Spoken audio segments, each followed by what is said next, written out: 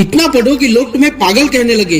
गर्मी का मौसम, ना कोई पंखा, ना कोई कूलर, ना एसी, एक छोटा सा गांव जिसे शहर में 4 लोग भी नहीं जानते हो।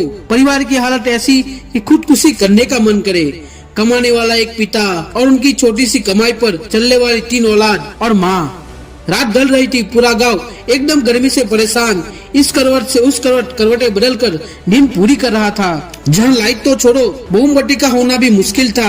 लेकिन तभी उसी गांव में एक झोपड़े से मकान में लालटेन जल रही थी, जिससे 3 मीटर की दूरी पर एक जवान लड़का पसीने से भीगा हुआ अपनी किताबों को रटे जा रहा था।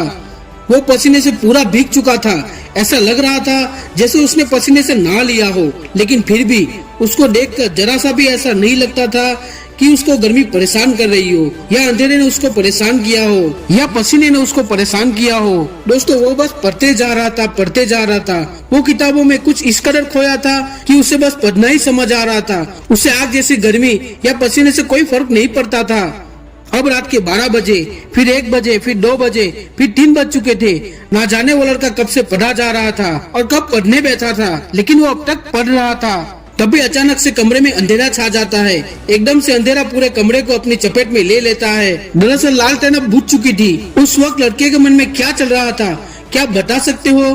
उस वक्त उस लड़के के जुबान से जो बात निकली, कसम से उसको सुन के मजा आ जाएगा। वो लड़का बोला, यार लालटेन थोड़ा सा और जलता तो मैं और थोड़ा सा पढ़ लेता।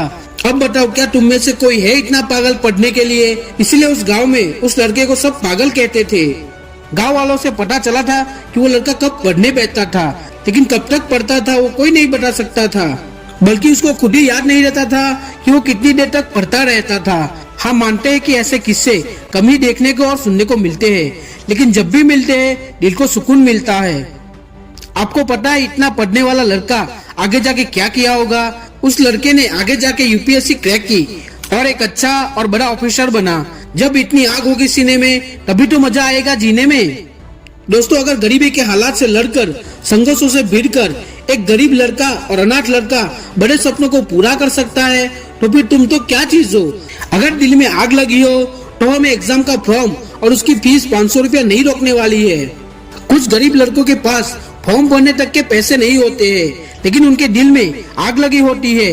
वही आग उन्हें ताज दिलवाती है। पढ़ाई भागने के लिए नहीं बनी है, पढ़ाई करने के लिए बनी है। पढ़ाई करने के लिए बनी है। अगर तुमने अपने आप पर ऐसे 2 साल भी दे दिए जब तुम्हारे लिए दिन रात, सुबह शाम, अंधेरा उजाला कुछ मायने नहीं रखेगा। मायने रखेगा तो सिर्फ अपना लक्ष्य, अपना गोल, अपनी पढ़ाई। चाहे कुछ भी हो जाए, हमें सिर्फ पढ़ना है। वैसे दोस्तों, हमें इसके लिए खुद को उकसाना नहीं है, ना कोई जबरदस्ती करनी है। बस अपने दिमाग को और अपने मन को समझाना है। पढ़ने के लिए पढ़ना है तो सिर्फ इसलिए क्योंकि मेरा हक है, मेरा गर्व है। कल वो मेरा हथियार बनेगा।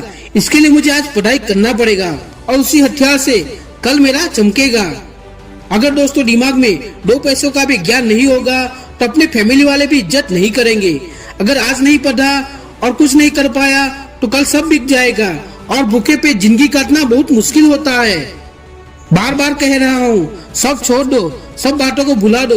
दिलो दिमाग में बस एक बात साफ रखो, अगर मजा उठाना है तो पढ़ते वक्त इतना पढ़ना है कि लोगों को लगे कि ये पागल हो गया है।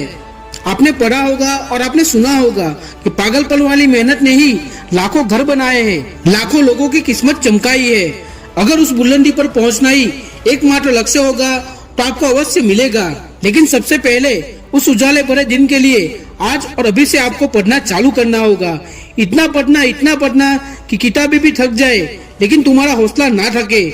बस थोड़े दिन दिल, दिमाग और मेहनत लगा के पढ़ लिया तो आप भटकती आत्मा या दुखी आत्मा बन के नहीं रहोगे, बल्कि कुछ बवाल आदमी बनकर निकलोगे और दुनिया में एक अलग पहचान बनाओगे। तो दोस्तों, अगर ये वीडियो आपको पसंद आया हो तो लाइक, शेयर और सब्सक्राइब कर दीजिए। अगले वीडियो में फिर मिलेंगे, तब तक के लिए जय हिंद, वंदे मातरम।